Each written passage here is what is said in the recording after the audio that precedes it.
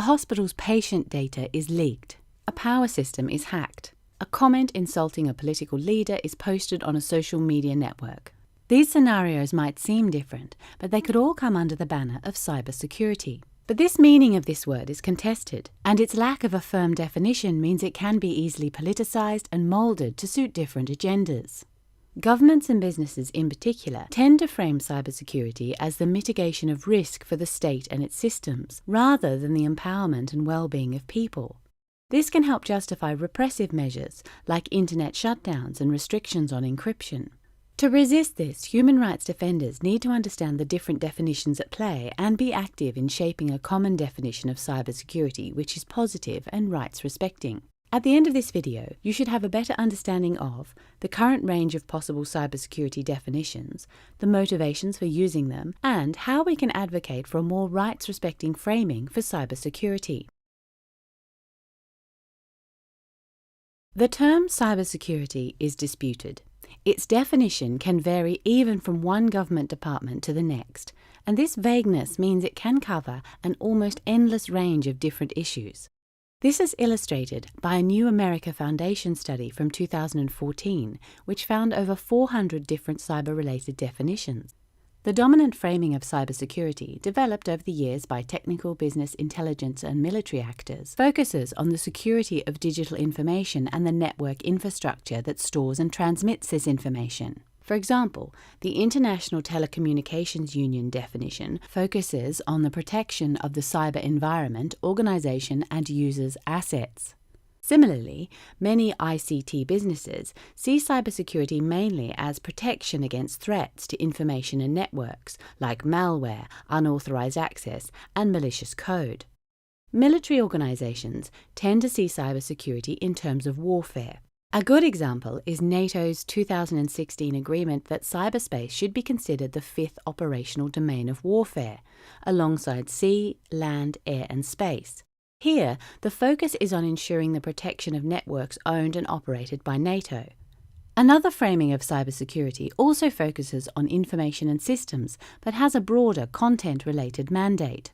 China, for example, defines cybersecurity as information security, a term whose remit goes beyond security of systems to include control over and exchange of information online. What these definitions have in common is that their conception of security is all about the mitigation of risk. The range of risks they acknowledge may be broad, but their focus on protecting systems rather than people is narrow and limiting. You might ask why we're spending so much time talking about definitions. It's just words, isn't it? But small differences in the emphasis of cybersecurity definitions can have big implications for human rights. Definitions create the norms on which policies are based and the narratives which justify them.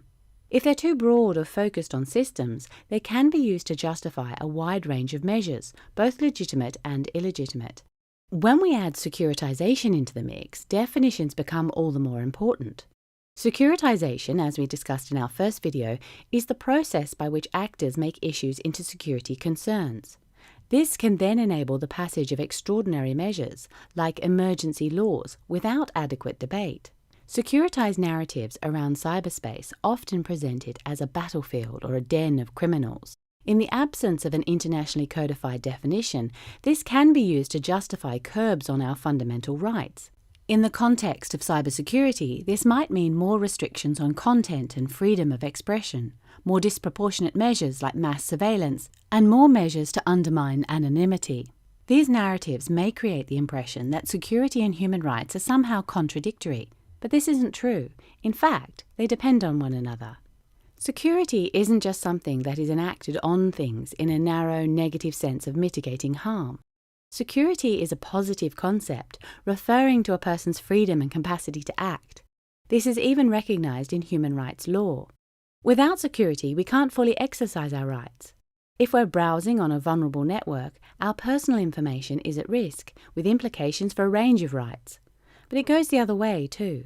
Unless we respect human rights, we can't have security either. Take South Korea's effort to ban anonymous speech on certain websites in 2007. This not only impeded free expression and privacy, but also put the data of 35 million users at risk when 2 popular websites were hacked in 2011. In this light, it's clear that cybersecurity policies shouldn't just be about risk mitigation. They should also empower people by facilitating the fuller exercise of their human rights. Without protected information and networks, people's quality of life diminishes. Policies start with definitions.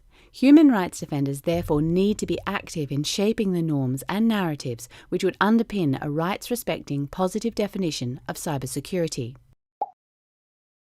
Perhaps unsurprisingly, security actors play a big part in defining cybersecurity, from law enforcement bodies and intelligence agencies to military entities and computer emergency response teams. The forums they meet in can seem uninviting, but there is an increasing awareness of the benefit of multi-stakeholder exchange. Technical bodies, the Internet Engineering Task Force, the Internet Corporation for Assigned Names and Numbers, and the International Telecommunications Union are also active in developing their own definitions of cybersecurity. And many countries and regional organizations are now adopting cybersecurity strategies. Here, human rights defenders can usefully contribute by outlining best practices and rights-respecting models. Policy forums and conferences can help create momentum to put a rights-focused understanding of cybersecurity on the international agenda. And don't forget businesses. They handle huge amounts of our data and fund some of the main studies informing the dominant narratives around cybersecurity. Their support will be crucial if we're ever going to create consensus for a positive, rights-respecting definition. Let's look at 2 examples of real-life attempts to shape the definitions of cybersecurity and their implications. The Russian government's definition of cybersecurity, or information security as it calls it, emphasizes, among other things, the unconditional maintenance of law and order and the promotion of equal and mutually advantageous international cooperation. The first part of this clause has already facilitated surveillance measures like data localization and data retention in Russia itself. Now, alongside China, they're trying to realize the second part internationally with their proposal for an international code of conduct for information security. The proposal calls for international cooperation to curb the dissemination of information that incites terrorism, secessionism, or extremism, or that undermines other countries' political, economic, and social stability, as well as their spiritual and cultural environment. This example shows how a negatively framed definition can provide cover for actions which threaten human rights both nationally and internationally. But there are also examples of initiatives working to promote rights-respecting conceptions of cybersecurity. In 2015, the Multi-Stakeholder Working Group 1 of the Freedom Online Coalition published a new definition of cybersecurity in an attempt to challenge current dominant narratives in a balanced way.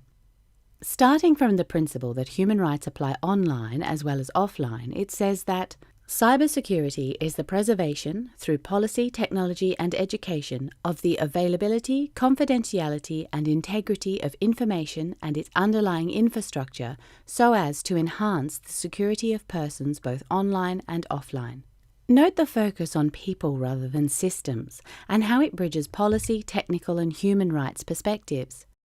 This creates the basis for a shift towards a more positive framing of cybersecurity, centered on individual rights rather than threats to systems.